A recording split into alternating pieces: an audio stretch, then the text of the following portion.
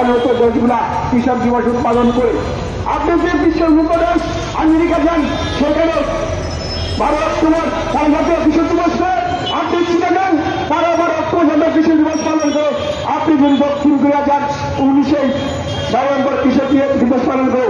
আমরা যে দেশ থেকে চাল আমদানির কথা চিন্তা করি, সে ভিয়েতনামে 14 অক্টোবর কৃষক দিবস পালন করে। আমাদের যুদ্ধ আফগানিস্তান, তারাও 22 মার্চ জাতীয় কৃষক দিবস পালন করে। আমাদের আফ্রিকার একটি দেশ, সেখানে জাম্বিয়া আগস্টের 1 সোমবার তারা কৃষক দিবস পালন করে। প্রিয় সাংবাদিকবৃন্দ, আপনারা জানেন আমাদের ভারতীয় দেশের 3টি দেশের মধ্যে আমাদের পাকিস্তান তবে 18 ডিসেম্বর কৃষক দিবস করে।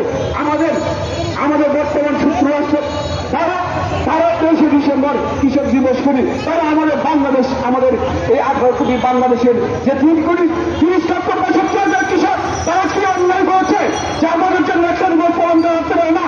আমরা দেখে 54 বছরে এমন কোন দিন নাই কোনো কৃষক কোনো দিবস পালন করা হয় না, কিন্তু একটা কৃষক দিবস পালন করলে আমাদের কি সমস্যা? প্রিয় সাংবাদিক বৃন্দ, আপনাদের কাছে ফিরে সারা অনুরোধ করছি, আপনারা আমাদের দর্পণ, আপনারা আমাদের প্রাণ, আপনাদের কারণে আজকে আমাদের দুর্নীতির ছকগুলা সারা বাংলাদেশ মানুষ খুঁজে পাই।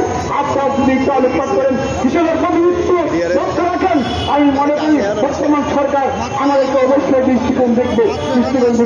প্রিয় সহযোগিতাবৃন্দগণ, আমরা প্রবীণ কৃষক কল্যাণ ফাউন্ডেশন 2014 সালে যারা যোগায় খুঁটাবেন না, আমরা এই সুগারে আজ জানাই প্রবীণ কৃষক কল্যাণ ফাউন্ডেশন তৈরি করি। এই প্রতিষ্ঠানের প্রতিষ্ঠাতা জনাব কাজী মাস্টার, উনার পেনশনের শুরু টাকা দিই যাচ্ছি।